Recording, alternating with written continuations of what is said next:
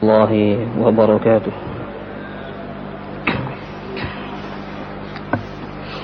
الحمد لله رب العالمين.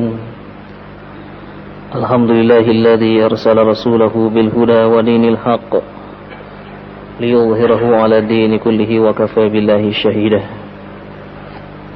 أشهد أن لا إله إلا الله وحده لا شريك له وأشهد أن محمدا عبده ورسوله فصلوات الله وسلامه على هذا النبي الكريم نبينا محمد وعلى آله وأصحابه وأنصاره وجنوده ومن سار على نهجه ومن اهتدى بهديه إلى يوم الدين. أما بعد، فيا إخوة الإيمان rahimani wa rahimakumullah, jamaah salat maghrib yang dimuliakan Allah Subhanahu wa taala, kaum muslimin dan muslimat, pendengar setia suara Perak Jaya dimanapun Anda berada, rahimani wa rahimakumullah. Seperti biasa pada hari Senin pada maghrib ke malam Selasa, kita akan melanjutkan kajian pada kitab Riyadhus Shalihin, masih pada bab yang sama, yaitu bab dilarang saling menzalimi satu dengan yang lain dan anjuran untuk senantiasa saling menghormati dan saling menjaga antara sama kaum muslimin. Sekarang hadis yang ke-14 dari bab ini. Wa anhu, siapa wa anhu di sini? Wa anhu, ya, di hadis sebelumnya yang diriwayatkan dari Abu Hurairah. Wa anhu, dari Abu Hurairah, qala Rasulullah sallallahu alaihi wasallam, beliau berkata dan telah bersabda Rasulullah sallallahu alaihi wasallam, wala tahasadu, janganlah kalian saling hasad, dengki, iri. Wala tanajashu, jangan sampai menawar barang orang kemudian dengan tujuan menawar dengan harga yang lebih tinggi, dengan tujuan orang lain supaya tidak membeli barang saudaranya. Wala tabaghadu, dan jangan saling membenci satu dengan yang lain. Wala tadabaru, dan jangan saling membelakangi satu dengan yang lain. Wala yabi' ba'dukum ala bai'i ba'd, janganlah kalian menawarkan barang kepada orang lain sementara saudara kalian sedang menawar barang saudaranya, dengan harapan orang lain tidak memberi barang orang lain, orang tersebut tidak memberi barang orang lain. Wa kunu ibadallahi ikhwana, dan jadilah hamba-hamba Allah yang bersaudara. Al-muslim akhul muslim, muslim yang satu bersaudara dengan muslim yang lain. Wala yadhlimuhu, tidak saling menganiaya satu dengan yang lain. Wala yahkiruhu, dan tidak saling menghinakan satu dengan yang lain. Wala yahzuluhu, dan juga jangan saling yang pertama merendahkan satu dengan yang lain, kemudian wala yahzuluhu, dan saling menghinakan satu dengan yang lain. At-taqwa hahuna, sesungguhnya ketakwaan itu ada di dalam dada ini. Wa yushiru ila sadrihi salasa marrat, Rasulullah memberikan isyarat, mengisyaratkan menunjuk dadanya sampai 3 kali. Bihasbi imri'in minasyarri an yahkira akhahul muslim, cukup seseorang itu telah melakukan satu perbuatan jelek, perbuatan dosa, kalau dia meremehkan saudaranya yang lain. Kullul muslim alal muslim haramun, antara muslim yang satu dengan yang lain adalah terjaga kehormatannya, haram saling menzalimi satu dengan yang lain. Damuhu, darahnya, wa maluhu, hartanya, wa irduhu, dan kehormatannya. riwayat Imam Muslim. Taib ikhwatal iman rahimani wa rahimakumullah. Kita perhatikan satu persatu dari sabda Rasulullah sallallahu alaihi wasallam. Yang pertama adalah wala tahasadu. Ma makna hasad? Apa yang dimaksud dengan hasad? Al-hasadu an yatamar rajul ala akhihi muslim zawala ni'matih, yaitu seseorang yang memiliki angan-angan jelek terhadap saudaranya yang mendapatkan nikmat, agar nikmat yang didapatkan itu segera sirna. Dalam bahasa kita, hasad inilah iri. Disebutkan dalam hadis bahwa la hasada illa fisnataini, tidak boleh seseorang itu iri kecuali pada dua hal. Rajulun fi rajulin atahu Allahu malan fatasaddaqa bihi.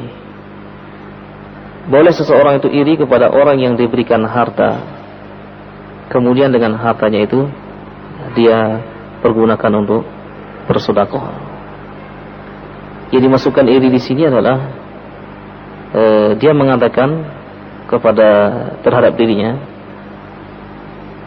kenapa orang kok begitu dermawannya, diberikan harta oleh Allah Subhanahu wa taala, dia pergunakan untuk kebaikan-kebaikan, diinfakkan di jalan Allah Subhanahu wa taala.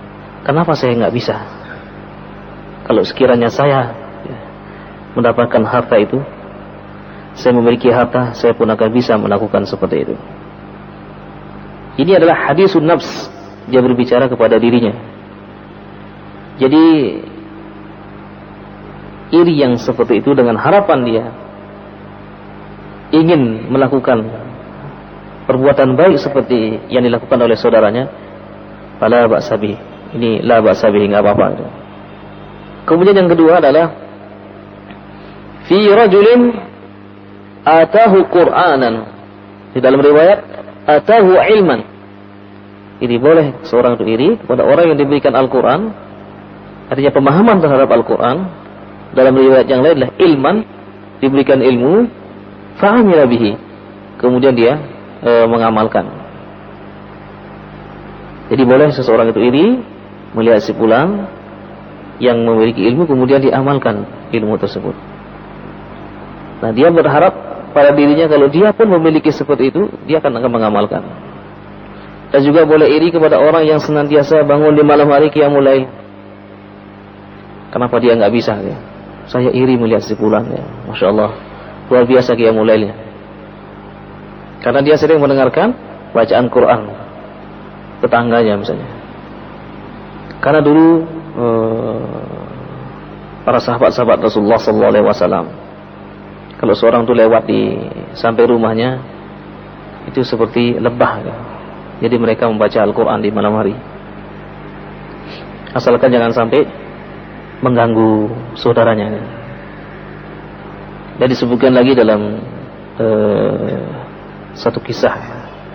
Jadi para tulabul ilmi, penuntut ilmu di sana di Al-Jami'ah Al-Islamiyah, jadi di tempat-tempat kos mereka, senantiasa terdengar suara-suara Al-Quran. Jadi di kamar-kamar mereka membaca Al-Quran Al-Karim. Nah, ini seorang itu boleh iri terhadap orang itu, dengan harapan dia juga bisa, agar bisa melakukan seperti itu. Selain dari itu, maka iri dilarang dalam Islam ini. Sebagaimana disebutkan tadi bahwa orang yang senantiasa mengharapkan, mempunyai harapan yang jelek, mempunyai niatan yang jelek kepada saudaranya yang mendapatkan nikmat, supaya segera sirna nikmat tersebut darinya. Ini yang dilarang di dalam Islam. Karena sifat hasad di sini adalah merupakan sifat iblis, sifat iblis yang dengki kepada Nabi Adam alaihissalam. Nanti dibaca di dalam tafsir firman Allah Subhanahu wa taala, "Wa idz qala rabbuka lil malaikati inni ja'ilun fil ardi khalifah." Ila akhir ayat. Jadi ketika Allah Subhanahu wa taala berfirman kepada malaikat untuk menciptakan seorang khalifah di muka bumi ini, kemudian malaikat pun mengatakan, "Ya Allah, apakah Engkau akan menciptakan orang yang akan membuat kerusakan di muka bumi?" Kemudian Allah mengatakan, "Inni a'lamu ma la ta'lamun." Aku lebih mengetahui terhadap apa-apa yang kamu tidak ketahui. Nah, begitu diciptakan, belumlah roh ditiupkan kepada Nabi Adam. Lewatlah malaikat dan iblis pada saat itu. Terjadi dialog antara iblis dengan malaikat. Ditanya, "Wahai malaikat, ma ra'yuka, bagaimana pendapat kamu kalau nanti manusia yang diciptakan ini dan kita disuruh mentaatinya?" Apa kata malaikat? "Sami'na wa ata'na." Kalau itu memang perintah Allah, saya akan mentaatinya. Memang sifat malaikat ini adalah penurut. La ya'sunallaha ma amarahum wa yaf'aluna ma yu'marun. Dia tidak pernah berbuat maksiat terhadap perintah Allah. Dia melaksanakan apa yang diperintahkan oleh Allah Subhanahu wa taala. Dasar hukumnya adalah surat At-Tahrim ayat 6, sebagaimana yang dibacakan tadi. Nah, malaikat bertanya, "Bagaimana engkau wahai iblis?" Iblis mengatakan, "La, demi Allah, akulah yang pertama kali akan menggelincirkan dia. Aku tidak suka melihat orang itu." Ini masih di dalam surga dia. Masih di dalam surga. Jadi dulu kan iblis tinggal di surga dia. Malaikat juga tinggal di surga. Dan Nabi Adam pun diciptakan di surga dia.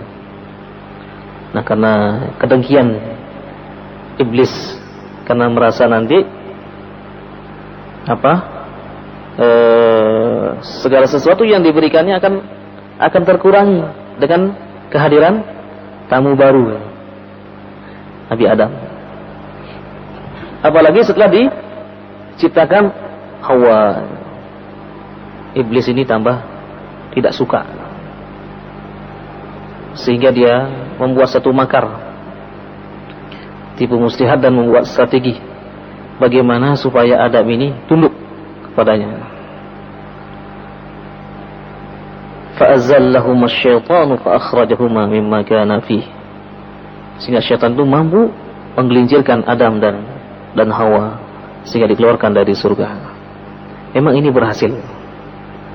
Sehingga Nabi Adam alaihissalam dan Siti Hawa pun tertarik dengan tawaran iblis. Iblis mengatakan, "Inni lakuma laminan nasihin." Sesungguhnya aku ini adalah datang kepadamu untuk memberikan nasihat. Iblis memberikan nasihat. Kenapa Allah melarang makan pohon itu? Karena khawatir nanti kalau kau makan, kamu akan kekal di sini. Makan aja supaya kamu kekal. Akhirnya karena rayuan iblis, akhirnya Nabi Adam pun lalai pada saat itu. Sehingga Allah Subhanahu wa taala mengeluarkan Adam dari surga. Tetapi pada saat keluar, Allah pun mengajarkan satu kalimat, yang mana dengan kalimat yang diucapkan ini, Nabi Adam alaihissalam pun diterima taubatnya. Wa qala Rabbana zalamna anfusana wa illam taghfir lana wa tarhamna lanakunanna minal khasirin, di dalam surat Al-A'raf. Nah, hasadnya iblis tidak sampai di situ. Dengkinya iblis tidak sampai di situ. Dia belum puas kalau Adam dikeluarkan dari surga dan juga dia dikeluarkan dari surga. Dia minta kepada Allah supaya ditangguhkan kematiannya. Bahkan bukan itu saja, Allah mengabulkan. Tapi dia minta lagi, fa bi'izzatika, demi kemuliaanmu ya Allah, demi keperkasaanmu ya Allah, aku akan menggelincirkan mereka-mereka itu. La'ughwiyannahum ajma'in illa ibadaka minhumul mukhlasin, kecuali hamba-hambamu yang ikhlas. Ini yang tidak mampu diganggu oleh oleh iblis, oleh syaitan. Nah, sehingga di dalam perjalanan kehidupan ini manusia itu terbagi menjadi dua secara umum. Huwallazi khalaqakum faminkum kafirun wa minkum mu'min. Wallahu bima ta'maluna basir. Dalam surat Taghabun ayat 2. Dialah Allah Subhanahu wa taala yang menciptakan kalian. Di antara kalian ada yang mukmin dan di antara kalian ada yang kafir. Disebutkan oleh Ibnu Qayyim rahimahullah ta'ala dalam kitabnya bahwa manusia itu yatarakkabu min tarkibaini. Susunan manusia itu terdiri dari dua. Jadi nafsunya itu adalah ada yang nafsul malaki wa nafsus syaitani. Ibnu Qayyim mengibaratkan nafsul malaki adalah nafsu kebaikan. Pada diri manusia itu ada sifat-sifat kebaikan. Dan juga pada diri manusia itu ada sifat syaitaniyah yang cenderung kepada kejelekan. Dan ini lebih banyak. Sehingga Allah Subhanahu wa taala berfirman di dalam surat Asy-Syams, "Fa'alhamaha fujuraha wa taqwaha. Qad aflaha man zakkaha wa qad khaba man dassaha." Fa'alhamaha, Allah Subhanahu wa taala menjelaskan, dan aku berikan pada diri manusia itu sesuatu yang bisa membedakan mana yang baik dan mana yang buruk. Ini sudah ada pada diri manusia. Tapi tidak cukup sampai di situ. Karena Allah Subhanahu wa taala menyayangi hamba-hambanya. Kemudian Allah Subhanahu wa taala pun menyempurnakan tentang kebaikan dan keburukan itu, artinya pengetahuan manusia terhadap keduanya itu dengan diutusnya seorang rasul. Sehingga rasul inilah menjelaskan ini yang baik menurut Allah, ini yang buruk menurut Allah Subhanahu wa taala. Ini baik dan buruk bukan menurut manusia, tapi baik dan buruk menurut Allah Subhanahu wa taala. Nah, sehingga pada ayat berikutnya Allah berfirman, qad aflaha man zakkaha. Sungguh telah beruntung, sungguh telah sukses orang yang senantiasa mentazkiyah dirinya, mensucikan jiwanya. Dengan apa dia mensucikan jiwanya? Ya, dengan melakukan senantiasa melakukan introspeksi diri, menghilangkan, mungkin meminimalisir sifat-sifat kejelekan itu, sehingga sekecil mungkin sifat-sifat kejelekan itu akan muncul pada dirinya. Nah, sehingga pada ayat berikutnya dikatakan waqad khaba man dassaha. Sungguh telah rugi orang-orang yang senantiasa memperturutkan hawa nafsunya. Ikhwatal iman rahimani wa rahimakumullah, kita kembali kepada pembahasan kita bahwa sifat hasad ini adalah sifat iblis. Dan setiap manusia berpotensi untuk melakukan seperti itu. Karena manusia sebagaimana disebutkan oleh Ibnu Qayyim, pada dirinya itu ada sifatul khair dan ada sifatul syarr, termasuk mana yang akan diasah. Kalau dia mampu mengasah yang baik, maka dia akan baik. Kalau dia membiarkan, maka justru akan kejelekan-kejelekan saja dalam dirinya. Sehingga ada orang yang di dalam kehidupannya ini punya perasaan jelek terus.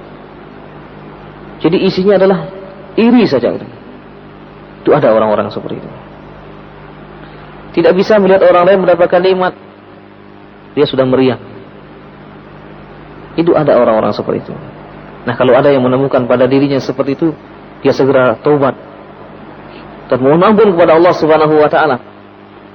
Karena disebutkan dalam hadis ini ada yang mengatakan dhaif, ada yang mengatakan hasan.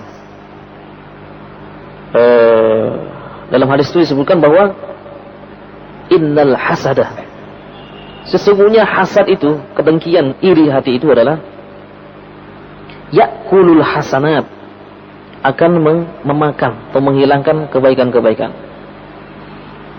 Kama yakulun nar, kama ta'kulun nar al-hataba, sebagaimana api itu membakar kayu yang kering. Kalau api sudah membakar kayu yang kering, maka habis, tinggal debu. Dan demikian Rasulullah SAW mengibaratkan orang yang iri itu adalah dia akan hilang kebaikan-kebaikan yang dimilikinya. Ternyata juga di dalam sebuah hadis yang juga sudah kita bahas, yaitu atadruna manil muflis, tahukah kalian orang-orang yang rugi, katanya. Para sahabat langsung aja mengatakan, al-muflisu fina ma la dirham wala mata. Orang yang rugi di antara kita adalah orang yang tidak memiliki uang dan tidak memiliki harta. Tapi Rasulullah mengatakan, al-muflisu fina aw min ummati. Orang yang rugi di antara umatku ini adalah alladzi ya'ti bi salatin wa zakatin wa shaumin. Orang-orang yang rugi justru pada hari kiamat itu di antara kita adalah orang yang membawa pahala salat, pahala zakat, kemudian pahala puasa. Walakin qad syatama hadza. Tapi dengan mudah sekali dia mencaci maki saudaranya di dunia ini. Wa daraba hadza, dan mudah memukul. Tersinggung sedikit ya langsung main tangan saja. Mentang-mentang memiliki badan yang atletis. Apalagi latihan tinju setiap hari. Sudah tahu saudaranya yang kurus yang menggoda dia, kemudian langsung dipukul aja gitu. Ini orang seperti ini nih, rugi dan di hari kiamat. Sekalipun dia sholatnya rajin, zakatnya, puasanya. Wa akala mala hada, dan juga suka memakan harta orang lain. Dalam hal ini juga mengambil barang orang lain. Pergi dengan membawa sandal yang jelek, pulang membawa sandal yang bagus. Bangga kadang-kadang ya. Padahal dia nggak tahu itu milik orang lain. Ya mudah-mudahan itu salah gitu ya. Kalau salah ya dikembalikan lagi gitu. Jadi ini wa akala malahada. Atau dia jalan-jalan musim mangga dia. Iseng saja dia ngambil mangga orang lain. Ah ini mumpung nih kejalanan ini, mangga orang diambilin. Enak aja dia makan. Atau yang lain. Ini juga termasuk makan harta orang lain. Atau lebih daripada itu. Dia betul-betul memakan harta saudaranya. Allah Subhanahu wa taala berfirman, ya ayyuhalladzina amanu la ta'kulu amwalakum bainakum bil batili wa tudlu biha ila al hukam itakulu fariqan min amwalin nasi bil ismi wa antum ta'lamun. Wahai orang-orang beriman, janganlah kalian memakan harta sesama kalian dengan cara yang batil, bahkan dengan teganya itu melaporkan kepada hakim, padahal itu bukan milik dia. Ini kan banyak terjadi. Sudah kita terangkan dulu masalah tanah. Padahal bukan dia, hanya dapat pinjam saja gitu. Pinjam tempat. Lama kelamaan malah diakui sebagai tanahnya. Masya Allah, ini bagaimana kehidupannya? Tidak akan pernah merasa bahagia. Jangankan mengambil tanah orang lain, pindah patok saja, dipindah sedikit saja, itu sudah dosanya tidak karu-karuan. Ini yang terjadi.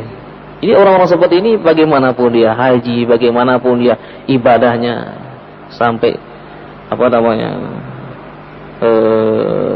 kalau orang menyebutkan dia dikatakan orang alim sekali. Tapi kalau dia berbuat zalim kepada saudaranya, memakan hartanya, rugi dia nanti hari kiamat. Wa akala mala hadza. Kemudian qadaraba hadza wa akala mala hadza fatu'khadhu min hasanatihi. Nanti orang-orang seperti ini kebaikan-kebaikannya akan diberikan kepada orang yang dizalimi tadi itu. Pahala salatnya, pahala zakatnya, pahala puasanya akan diberikan kepada orang tadi itu. Kemudian kejelekan orang ini akan diberikan kepada orang yang nampaknya sering melaksanakan ibadah salat, zakat, puasa. Kemudian setelah itu sudah enggak ada lagi kebaikan-kebaikan. Allah mengatakan, "Khudhu huduhu ilan nar, masukkan dia ke dalam neraka, wal iyadzubillah. Ternyata Islam itu adalah sangat memperhatikan hubungan sesama manusia. Hablum minan nas, hablum minallah, yaitu hubungan dengan Allah Subhanahu wa taala diperkuat. Demikian juga hablum minan nas, bagaimana berakhlak kepada sama manusia. Ikhwatal iman rahimani wa rahimakumullah, sifat hasadlah sifat yang dimiliki oleh iblis. Sifat hasad juga dimiliki oleh al-Yahud. Nah, di sini disebutkan di dalam surah Al-Baqarah ayat 109 bahwa mereka itu adalah hasadan min indi anfusihim min ba'di ma tabayyana lahumul haqq.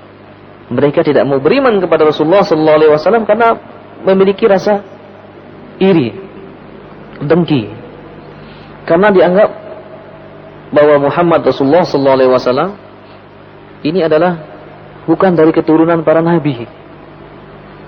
Orang-orang Yahudi ini sudah terlalu banyak mendapatkan kebaikan-kebaikan sehingga mereka menyangka bahwa kebaikan itu adalah milik dia saja, bahwa para nabi itu adalah keturunan dari mereka saja, dari Bani Israel. Ternyata ketika dilahirkan Nabi Muhammad sallallahu alaihi wasallam yang bukan dari golongan mereka, bukan dari keturunan Ishaq, tapi dari keturunan Ismail, kemudian mereka itu hasad, gengsi gitu ya.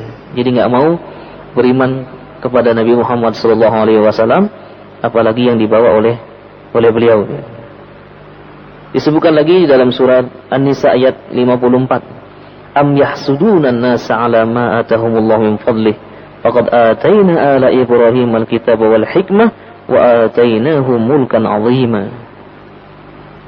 Kita lihat tafsirannya ayat 54 surat An-Nisa.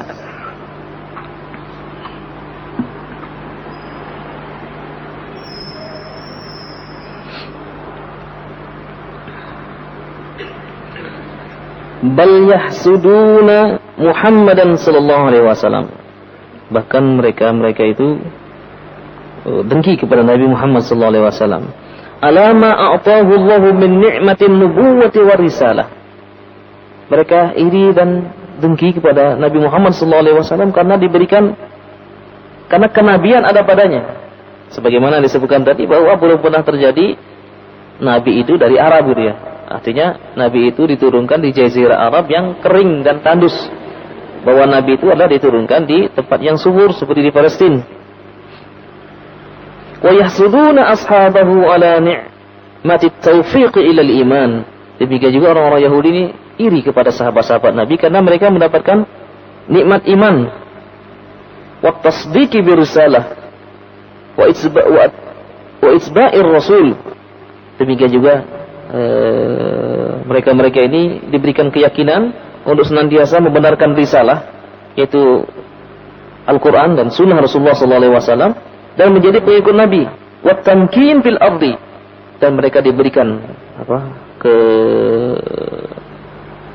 kesempatan untuk memimpin dunia ini. Ya. Jadi pada saat itu sahabat-sahabat Nabi Muhammad SAW mampu mengendalikan keadaan pada saat itu.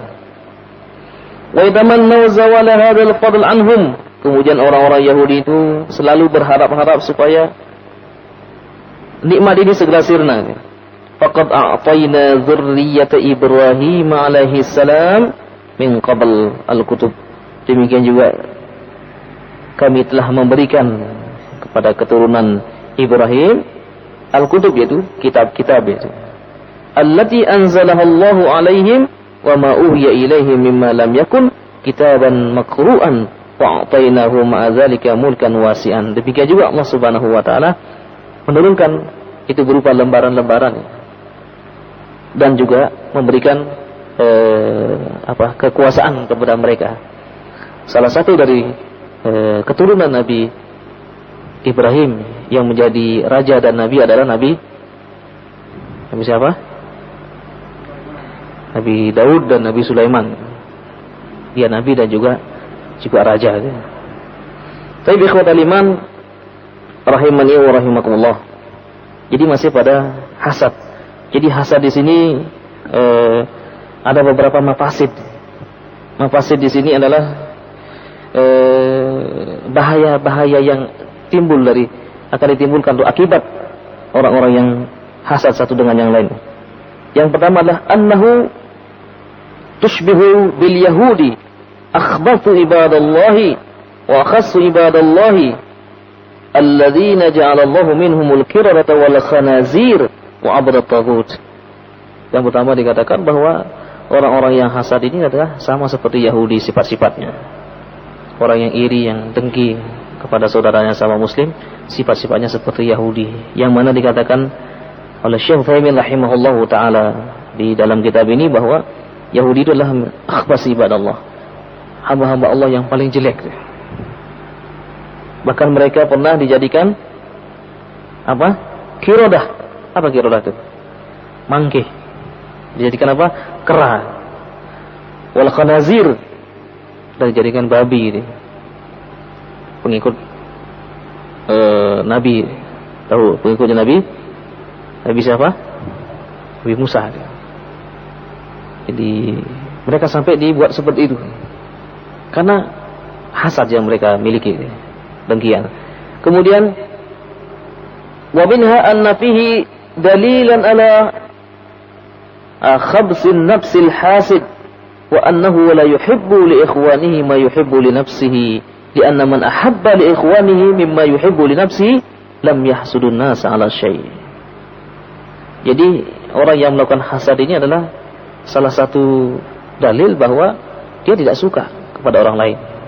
Bagaimana mungkin dia akan menyukai orang lain kalau dia sudah iri? Sedangkan orang-orang yang menyukai orang yang lain karena Allah Subhanahu wa taala min alamatil iman adalah salah satu daripada tanda-tanda keimanan. Bahkan disebutkan salasun man kunna fihi wajada fihi halawatul iman. Ada 3 perkara yang apabila 3 hal ini ada pada diri manusia, maka dia telah merasakan bagaimana manisnya iman itu. Yang pertama adalah an yakuna Allah wa rasulahu ahabba ilaihi mimma siwahuma.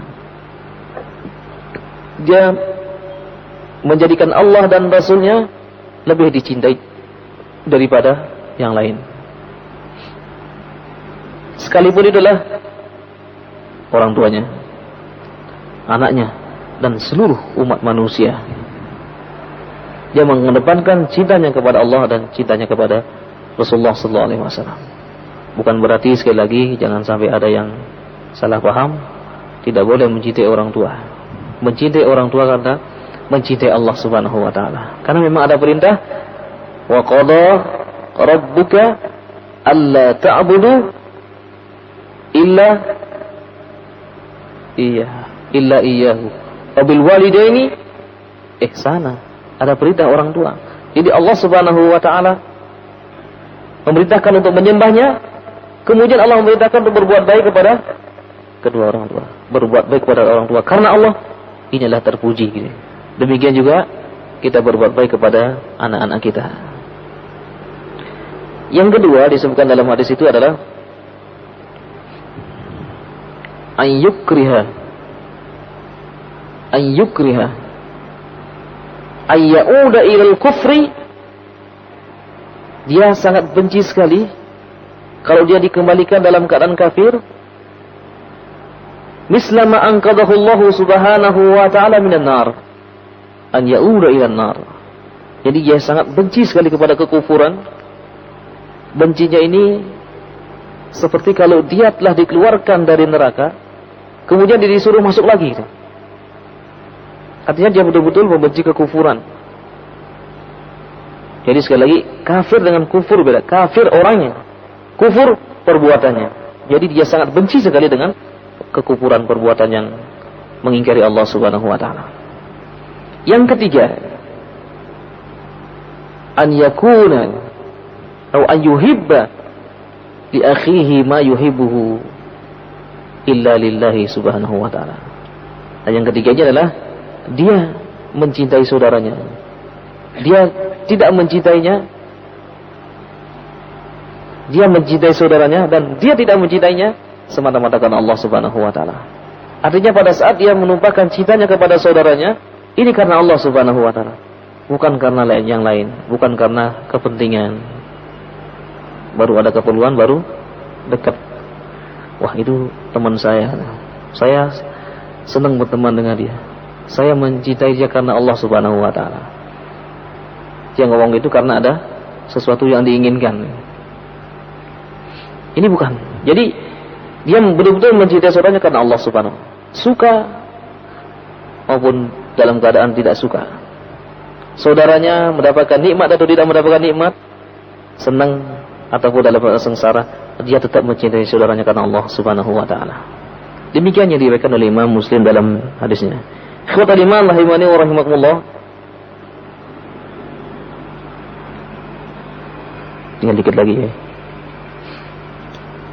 Dari mafasid lagi, kejelekan hasad ini adalah anna fihi i'tiradan ala qadrillahi azza wa jalla wa qada'ih. Jadi orang yang melakukan hasad ini berarti dia telah melakukan perlawanan terhadap takdir Allah Subhanahu wa taala. Masalah harta, Allah Subhanahu wa taala memberikan kepada siapa saja ya. Ada yang diberikan lebih oleh Allah Subhanahu wa taala, ada juga yang tidak diberikan. Ada yang sedikit diberikan oleh Allah Subhanahu wa taala. Sangat relatif sekali. Sekalipun dia sudah berusaha, tapi ya memang sekian itu rezekinya. Jadi kalau orang-orang yang melakukan orang yang iri kalau dalam masalah ini, berarti dia telah melawan takdir Allah Subhanahu wa taala. Dia tidak yakin dengan Allah Subhanahu wa taala. Bahwa sesungguhnya apa yang telah diberikan oleh Allah, itulah yang terbaik bagi dia. Ini kadang-kadang kurang dipahami oleh setiap manusia. Kadang-kadang dia sudah berusaha kok enggak dapat, ya sudah, mungkin itu yang terbaik bagi dia. Ikhwatal iman rahimani wa rahimakumullah. Kemudian wa min mafasidil hasad annahu kullama an'ama Allahu ala ibadihi ni'matan at-tahabbut naral hasad fi qalbihi fasara daiman fi hasatin wa daiman fi ghammin. Orang yang memiliki sifat hasad ini, dia akan sering gelisah. Begitu dia melihat saudaranya mendapatkan nikmat, dia gelisah, meriang terus. Pokoknya dia ingin menyaingi saudaranya, padahal dia enggak punya. Kan ada orang-orang yang seperti itu. Karena itu, ikhwatal iman rahimani wa rahimakumullah, ada beberapa tip-tip untuk menghilangkan hasad pada diri seseorang. Insyaallah nanti akan dijelaskan pada pertemuan berikutnya. Ini masih juga ada beberapa mafasid hasad. Jadi kejelekan-kejelekan orang yang memiliki sifat hasad. Masih banyak, insyaallah nanti akan dijelaskan pada pertemuan berikutnya. Demikian juga tip atau kiat-kiat supaya tidak hasad. Insyaallah nanti akan dijelaskan pada pertemuan berikutnya. Aku qouli hadza wa astaghfirullah li wa lakum wa asykurukum ala husni imamikum. Terima kasih atas perhatiannya. Mohon maaf apabila ada hal-hal yang kurang berkenan.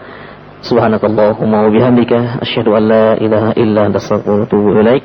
Wa sallallahu ala Muhammadin wa ala alihi wa sahbihi ajmain. Assalamualaikum warahmatullahi wabarakatuh.